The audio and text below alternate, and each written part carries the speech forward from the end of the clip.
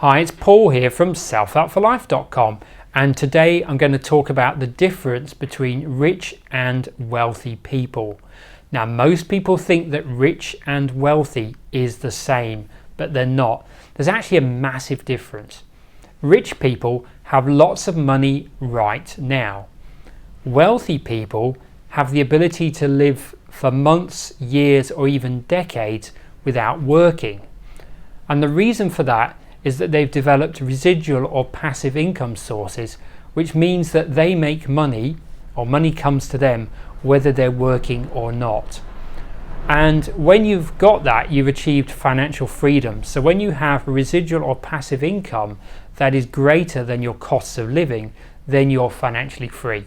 So if your costs of living aren't particularly high, then you can achieve financial freedom at a fairly low level of wealth. And Robert Kiyosaki has this great quote, which is, "The rich have lots of money, but the wealthy don't worry about money." So what is being rich? Well, rich is really having lots of money right now. It's simply having a high income, and earning six figures is typically regarded as being rich. So what is being wealthy? Well, wealthy is having lots of money right now and in the future. And wealth can also be much broader to include things like your health, fitness, and your family as well. It could also be the quality of your relationships or having that sense of inner peace. Now, let's talk about some of the characteristics between the two then. So one is the look. Rich people have that celebrity look. They have the flash cars, they have the Rolex watches, they have the Gucci belts, they have the designer clothes, they have the expensive jewelry that gives them that celebrity look. And obviously they can do that because they're making a good income right now. But this is temporary, and that's because they have no wealth. They're giving off this appearance of wealth, but that could disappear at any moment. And often that appearance of wealth is actually coming from being in debt. They're actually financing it by being in debt. Or they're living from big paycheck to big paycheck. Now, wealthy people, on the other hand, often have a more modest look. Okay, they don't always go for those fancy things. They might go for some of them, but it's not so important to them. They'll have a more modest lifestyle, and instead they'll be saving 10, 20, or 30% of what they're earning, because if they do that, they know that they're going to have more in the future. So that also means that if there's a significant financial hurdle like a recession or another global financial crisis, that they're in a better position to deal with it because they've built up some money reserves already. So it's not going to affect them as much, both financially and probably mentally and emotionally as well, because they know that they've got the financial reserves to get through difficult times.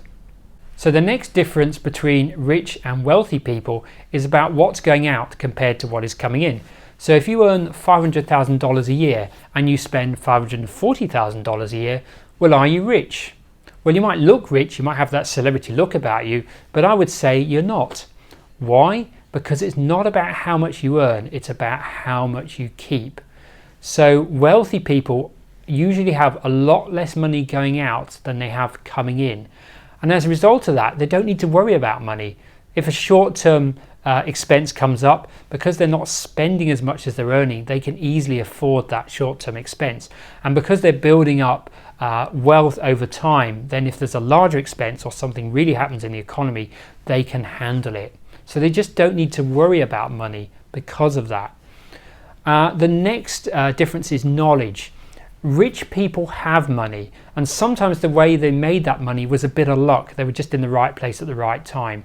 But wealthy people know how to make money. So rich people work for money. Wealthy people know how to make money work for them.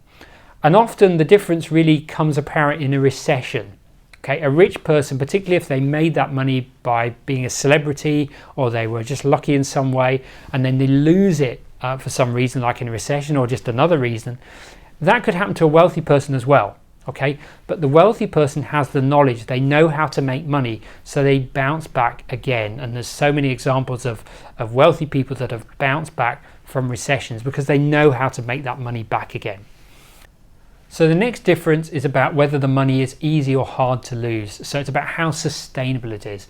So if you think of Bill Gates, he has so much wealth that it would be extremely hard for him to ever lose that now. So a wealthy person has sustainable wealth. Compare that to a rich person, like a rich celebrity. They have lots of money now, but there's no guarantee they're going to have that money in the future. What if they lose their popularity? What if someone else comes along who's more popular and more liked than they are and more successful than they are? And often these celebrities, even if they are successful for a while, they'll have a fear that they could lose it all in the future. So they have that fear of losing. And they're only rich until the money dries up, and that's often in the back of their minds. All right, so the next difference is active versus passive income. Okay, so an active income is where you have to do something, provide some kind of service to make a living. Okay, so anyone who works a conventional job will be earning an active income, but also many self-employed people earn an active income as well. People like therapists or plumbers or electricians or massage therapists, personal trainers, anyone like that where they're basically, it's time for money, so they're providing a service and they get paid for that, is an active income. Okay, so what's a passive income then? So a passive income is where the money is not related to your time and effort. Okay, so a good source of passive income would be interest on a bank account, on a savings account. Okay, it could also be dividends from shares. Okay, so that's a good form of passive income as well. It could be that you write a book and you get royalties from that book. It could be that you buy an investment property and you have tenants in there that are paying rent, so you get money from those tenants. It doesn't matter whether you work or not, you're still going to get that rental income. As long as you do a little bit to keep the property nice for the tenants and do repairs and things, then there's no reason why that money shouldn't keep coming in. And these days, quite a lot of people make passive income through an online business. So they create products that they sell online. There's a bit of effort involved in creating the product, but once they've done that, they're getting sales coming through consistently, even when they're asleep. So that's a key difference. A passive income is a way of making money that isn't dependent or completely dependent on your time and effort. It means that you can take a break for a month or two, go on holiday, and that money will still come in. Okay, so the next difference is that it's more than money. So rich people, it seems to be generally about the money only, and they could be working extremely long hours to make that money. So think about people like stockbrokers and lawyers and doctors.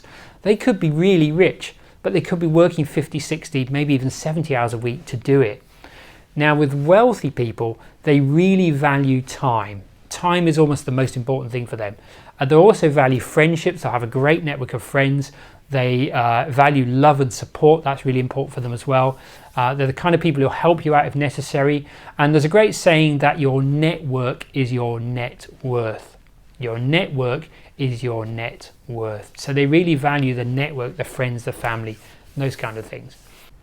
Now the next one is that wealthy people understand the differences between assets and liabilities. Liabilities cost you to maintain them or fix them. Assets don't. That's the crucial difference. So examples of assets are stocks and shares or interest on a bank account. A lot of people think that a house is an asset, but it's not. Why? Because a house needs maintenance.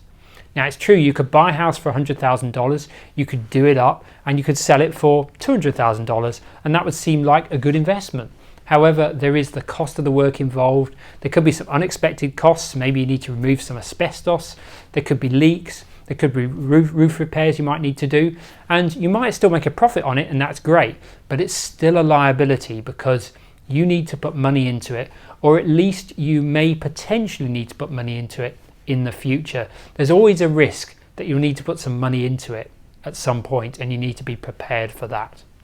Now, I mentioned earlier that wealthy people often don't have that celebrity look that rich people have, and that might well be because on a month-by-month basis they're actually earning less. But the key thing is that they're saving a lot more, they're spending a lot less too. An interesting one also is social media. So wealthy people are less fazed by social media than rich or other people. So I'm sure you've experienced this. You've seen someone's new car on Facebook, or you've seen their exotic holiday photos on Instagram. And the thing about social media is it distorts reality because you're just seeing the highlights of someone's life. It's almost like it's the opposite of the news. The news tells you all the bad stuff that's going on in the world, and social media tells you about all the wonderful stuff that's happening to other people, and that can really distort reality. So what I recommend with social media is that take it with a pinch of salt, and don't let what other people are doing on social media distract you from your own financial goals. And when you see other people eating out, or you see that they have a wonderful house, or their kids are at private school, think, can they really afford to be doing that? Are they just living paycheck to paycheck, or even worse, borrowing money to achieve that lifestyle? Now I want to finish off this video by talking about, what does wealthy mean to you? Could it be time with your family and friends? Could it be time for you, just having more time to do things? Perhaps it's owning your own home. Perhaps it's being able to eat out often, or even have your meals delivered. Maybe it's having a cleaner. Maybe it's being able to travel a lot more and having the time to do it. So leave a comment below and let me know what wealthy means to you. You'll almost certainly find that everyone has a different definition of wealth. So to finish off, I'm just going to cover a few points from a book by J.L. Collins. It's called The Simple Path to Wealth. And what he recommends is spend less than you earn and invest the difference. Avoid debt at all costs. And I love this quote that he says, which is, money can buy you many things, but nothing is more valuable than your freedom. So ultimately, having money will set you free. It will set you financially free. And when you can live on 4% of your investments per year, you are truly financially independent. So I hope you enjoyed this video, and I hope it really helped you understand the difference between the mindset of a rich person and the mindset of a wealthy person. So if you did, please do give this video a like, a thumbs up, and do leave a comment below. Do leave a comment and let me know what your definition of wealth is, because it would be interesting to hear the different definitions that people have. And if you haven't already, do subscribe to this channel and click the bell notification. That way you will always be notified whenever I release future videos. And also go check out my website, that's selfhelpforlife.com. On there you will find the written versions to many of these videos, and also links to my podcast and social media as well. So I'd like to thank you for taking the time to watch this video, and I look forward to sharing more great content with you very soon. Bye for now.